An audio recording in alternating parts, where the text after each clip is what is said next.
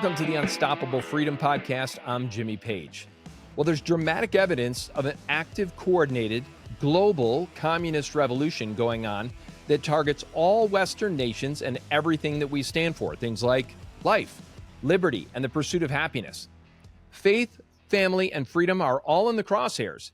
And if you were here for part one of this two-part series with Alex Campana, you know that you're in for a barn burner episode. She's going to give us practical ways that each one of us can engage to take back the culture, to create a love of country and a love of God, to bring back patriotism into our schools and ensure that future generations have an American freedom worth living for. Here we go with part two with Alex Campana. We've had friends that, let's talk about three more topics in this educational space. Let's talk a little bit about protecting kids from obscene material and performances, right? That's happening. People don't even believe it. Two, let's talk a little bit about protecting them from social activism in the school. And then third, let's talk about the, honoring America's founders and including our founding principles and the flag. Let's talk first about protecting kids from obscene material. Now, I will tell you, we have had friends who are fearless, courageous, found out that the opposite sex was that boys, let's just be honest, young men were able to change in young women's changing areas, locker rooms, bathrooms, etc., at a private school. And they contested it. They said, hey, whoa. Wait a minute. This is not happening. My son or my daughter are not going to be exposed to the opposite gender in their private places. And they went before the leaders of the school, and the school was able to clarify the policy and prevent that type of situation. Tell us a little bit about what our kids are facing from that perspective, and also what they're being subjected to from obscene material. So I don't even know where to begin on this. I guess I'll start with this. I just did testimony in Ohio House Bill 245 on keeping adult performances in adult venues. Did we ever think that that would be an issue? I didn't. I think that that's perfectly sensible, but apparently it's not. So at a most basic level, we have these adult performances. And, I've seen the videos of them. They're happening. They are drag queens, so biological males dressed up as women, performing obscene sexual performances, including, straddling children, doing just horrific things that you just wouldn't want around your child. So there was legislation that was moving. Well, and by the way, if that happened in your neighborhood, okay, there'd be a brawl. Like if one of your neighbors did that to your children, an adult neighbor did that to your child, that might be the last time that people hear from that person. And here we have it happening in our schools, and we call it okay. Anyway, sorry to interrupt. No. It's completely insane to me. Completely insane. So at the most basic level, we are trying to make it so that adult performances happen in adult venues. Everywhere else in society, we try to protect our kids. Think about video games. You have older kids. They have a mature audience rating so that parents know, okay, this might not be age appropriate for my child. Movies, rated R movies, age restricted. All of these different areas of life, we have put these policies in place to protect our children. And then we don't want to make it so that adult performances only occur in adult venues. It's crazy. Make it make sense, right? Yeah. So that is definitely happening. The other thing is in our books. Let me ask you one more thing on the performance side. What we've seen too, like I want parents to show up, right? As a protective dad, like if I knew that was happening, I would show up at this school. I would, there'd be something. Is that where we're at now? Because these performances are still happening in schools, on school grounds. How do we find out about it? And then what do we do about it? Because we need to start contesting this at its most basic level, don't we? Yes, I think as parents, definitely, if these things are happening in your schools, you go speak out at your school board meeting, email your school board members, email your teachers, email school administrators. But the problem is it's not just at schools. It's at Right. public libraries. It's Right. in public squares in our towns. I mean, you have to look up the schedule. Hey, what's happening in my public library to make sure that your child isn't going to end up at a drag story hour? Yeah. It's just, Isn't it it's just harder to the be a way it is parent? right now. It's kind of harder to be a parent today, I think, than probably at any other time in our history because of access to information just over the internet or on their phones, in social media, in all of the images they're getting, and then now to have this going on in the public square, it's a tough time to be parents. That's why I'm so thankful for the parent toolkit and some of the other resources you have. Yes, yeah. Another resource I should definitely mention Mm, is we have a resource called America First Parents. It's a mm, website, it's free, publicly available to everybody. You go on there, there's a map, every state, every school district in the country. It tells you when your school board elections are, who your mm, school board members currently are, gives you email and phone number for your board mm, members. So you can just reach out to mm. them directly there. In many cases, it tells you when their term ends. So you know, hey, this person's up for reelection this year. It has Amazing. a full almost like menu of what sort of school Mm, choice options are offered in your states. And that's been another mm, really helpful tool for parents because mm. it's not easy to find school board member information. When I started this project, I thought, okay, I'm going to make this database. It took me a Easy. year and some help. Yeah. There's over 100,000 school board members in the country, and there is currently, to my knowledge, no other public place where you can access all of their contact information. Amazing. So I would Wow. really recommend that people check out America First Parents because then you can look at the toolkit. It gives you ways to reach out to your school board members, different things that you can say, different things to research about your school Mm, board members before upcoming elections. And then you have direct contact information for them there. On mm. that resource, we also have updated news articles. So every day we put updated news articles about different education things that are happening in our states, and then we have polling data there too, so you can see how the majority of Americans feel about certain issues. Mm. And so I think So it's a good. really helpful tool as parents to just give you everything you need in one spot. Because as a So mom, I know like we are busy yeah. and there is not a lot of time to be digging around the internet trying to find these different things. Yes. So if you can just Yes. in one click, you go to the website and click on your state, have access to all this information. That was really my goal. Mm, How can we give busy moms and dads an easy way to amazing. advocate for their children? That's amazing. So we're gonna send everybody there, and this is so important because we do need that one-stop shop. We need to be able to find information easily. So you mentioned, let's go back because you mentioned, hey, how do we protect our kids from obscene material, books?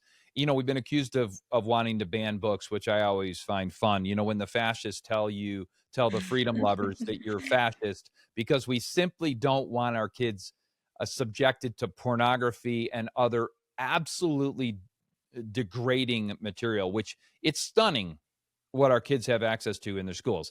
Tell us a little bit about what we're doing there. Yeah. So the books that our kids have access to in most cases without, and I think this is the important part here. They have access to this without parental knowledge or consent. I think that's very key.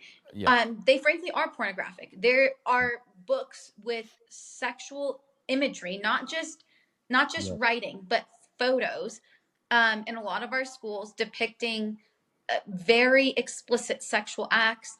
Mm. And a child any age can go and look at that, can go and read that.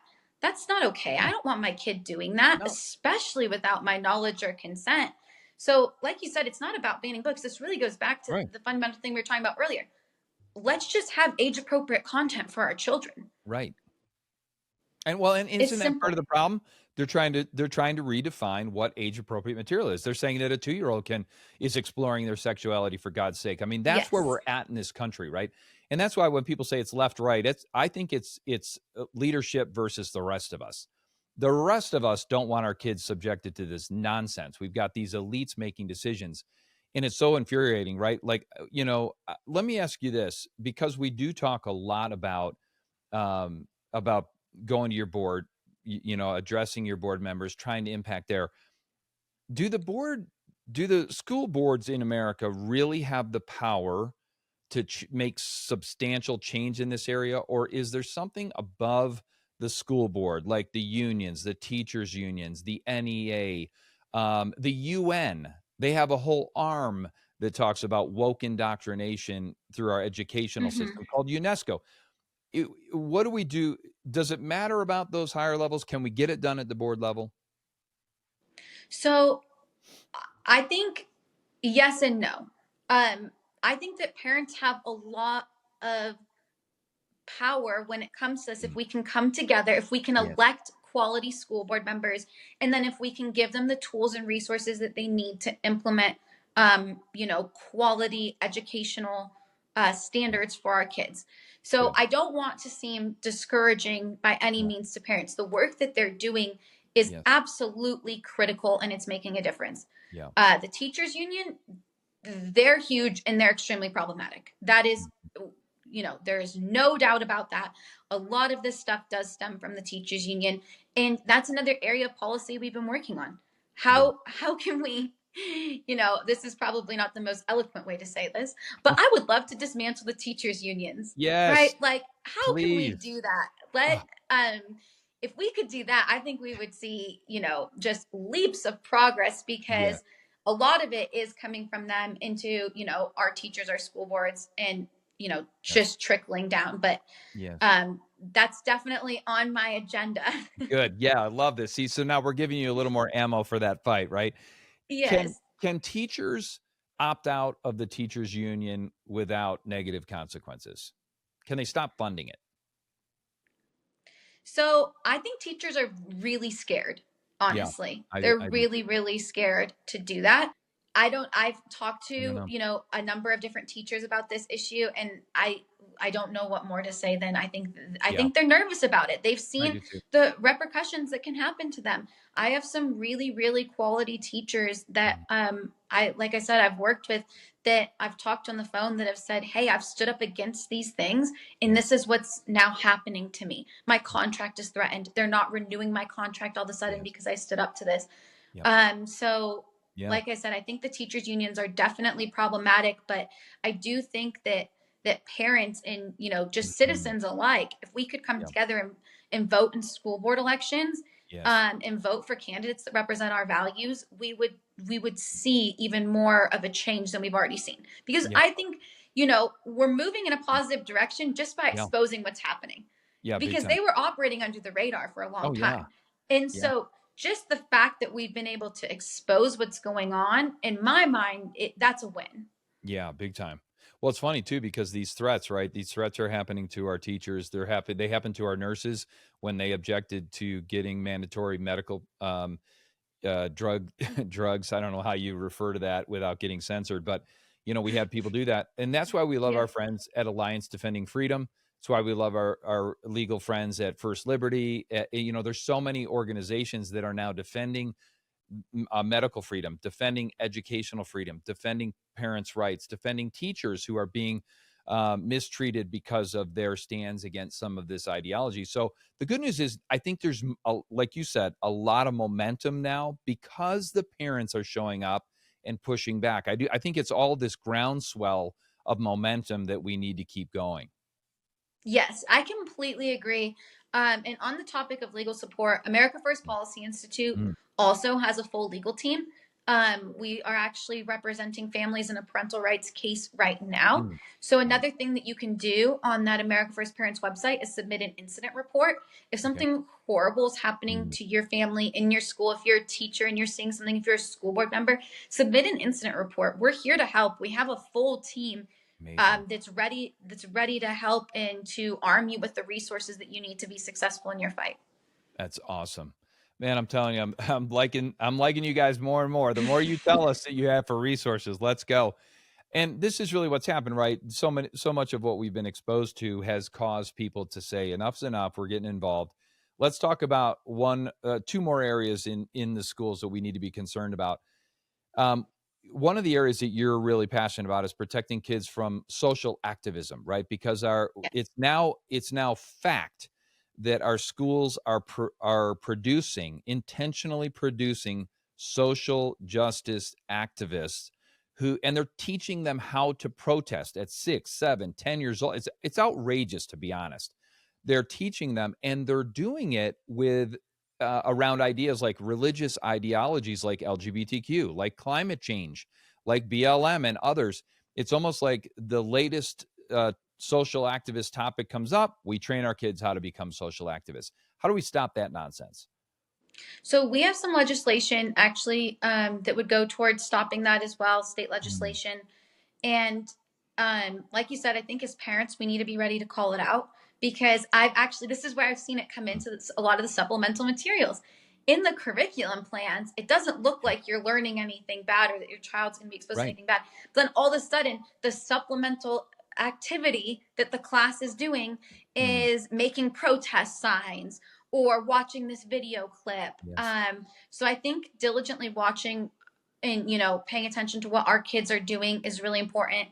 Like I said, we have state Mm. policy. Another tool and resource that parents can utilize, and we talk about this in our toolkit as well, is FOIAs. So the Freedom of Information Act. It's called different things in different states depending on where you are, but every state has it. So you can actually request public records from your school. I just finished a project where we we filed over 300 open records requests Wow. in school districts across the country. Wow. Information is slowly trickling back in because they have all these different policies. Oh, we have 30 days to respond, and then once we respond we can defer it another 30 days or whatever. So I think we've gotten Mm. responses back from 28 of the 300 that we have filed over the course of the last 4 months.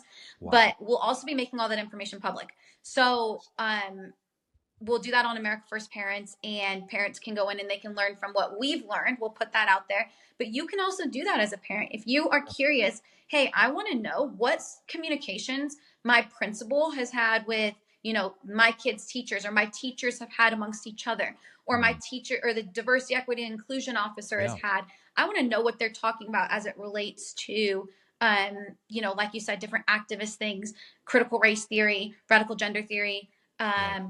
Gay Straight Alliance Club, anything like that, Yeah. you can actually request those public records as Mm. parents. It's awesome. And, I think as parents come together, especially in communities, small communities, every community is just a small community. When you get 10, 15, 20 parents together that are like minded on this, you can divide up the responsibilities pretty easily to really take Yes. action, just to show up at board meetings, to write these FOIA requests or core requests here in Colorado. It really does make sense for people to come together and divide up these tasks. Using your toolkits, it's going to make this really easy. And one of the things I love about the state legislation stuff that you're producing is you're creating models that you can then, a parent could take the model legislation, bring it to their friendly representatives. I mean, I hesitate to call them representatives anymore because it's a whole nother topic, but asking them to bring legislation to model that legislation in your state is a really sensible way to get engaged. Yes, yes, that's exactly right. And so we have all of those model policies as well on our America First Parents website. Mm. And as parents, you can definitely do that. You can contact your state legislators and you can, send them these policies. You can encourage them to adopt policies like this. Another campaign that we just did to help protect parents is utilizing our database of school board members. We have a model school board resolution to Mm. support parental rights. So it's Wow. not a policy, it's a resolution saying our school board will support and uphold parental rights. We emailed Amazing. it directly to over 20,000 school board members. Wow. So they could have it right there in their inbox. They can pull it up and they could say, hopefully we Yeah. want to add this to our next meeting agenda. And this is something that we feel strongly about. So that's also Mm. on our website. So that's another area that parents can utilize, and they can take that resource to their school boards because policy change happens at every level. It happens Yeah. at the school board, the state, the federal Mm. government. So being armed with all those different resources is really important. It's amazing.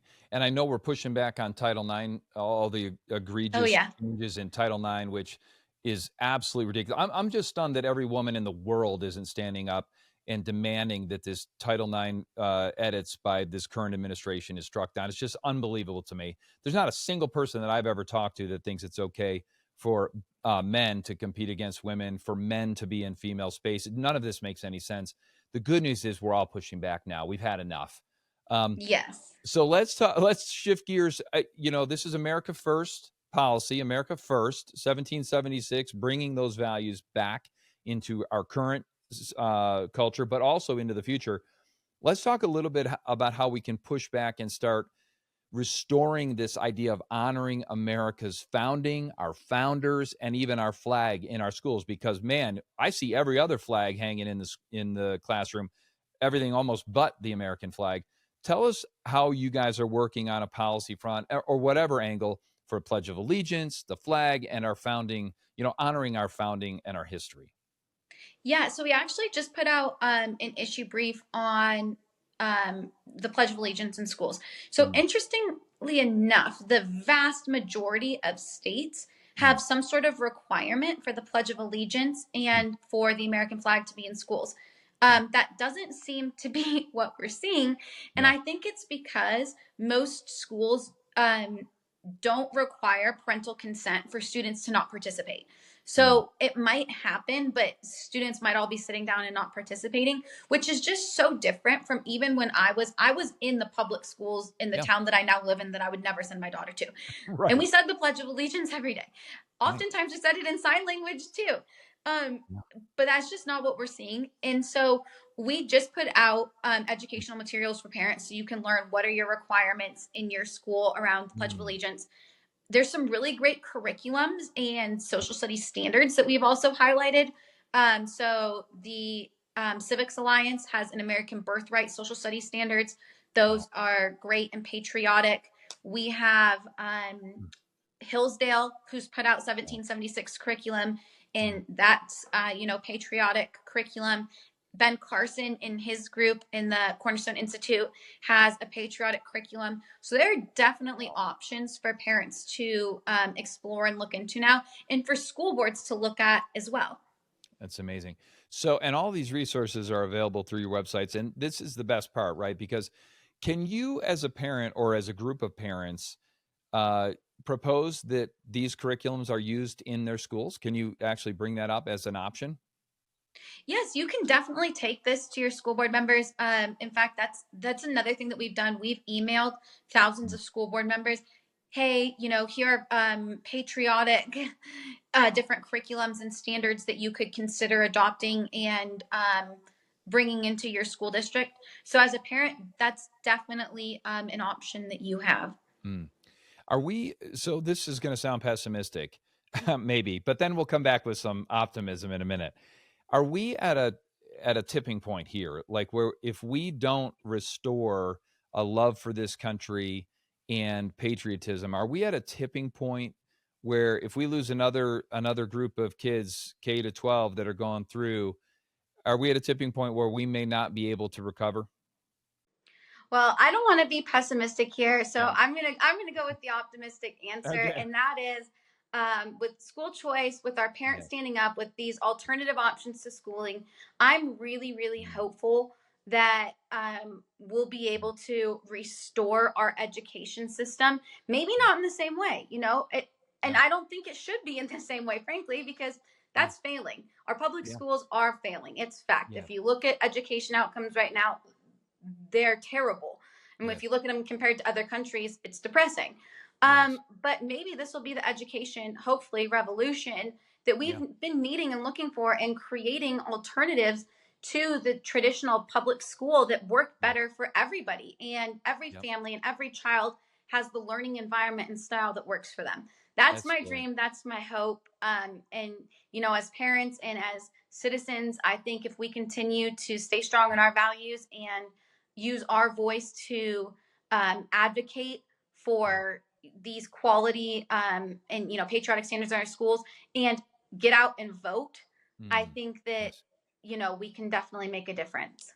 I think so too.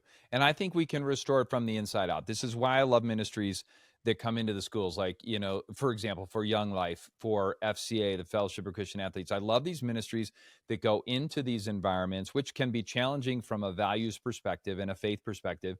And they influence parents, coaches, teachers, students. It really is effective. And that's why I love this inside out movement that we've got with parents re engaging in our schools in a powerful way, getting with the board, expressing their beliefs and their values to the boards, and also voting for new board members who will support our local values. I think that's why this revolution from within is happening. And then kind of this choice revolution where parents are going, well, if it's not going to reform, what are my other options? One of the things we always talk about is how every church should be engaged in some way in promoting education. So if we've got 500 members and 300 kids at our church, we should be assisting these families with options that are faith-based and that support our values. Yes, yes. No, I completely agree. And the role of the church is so critical in all that we do. And I guess I'll just end with this. For everyone out there that's listening, everybody knows, the top of the ticket, this upcoming election, everyone knows how important that is. But I would also encourage you to go and check your state, see if you're having school board races, and research your candidates, because a lot of them are not partisan. So you need to research who your candidates are and vote in those elections too, because that is just absolutely critical to the fight that we're in right now.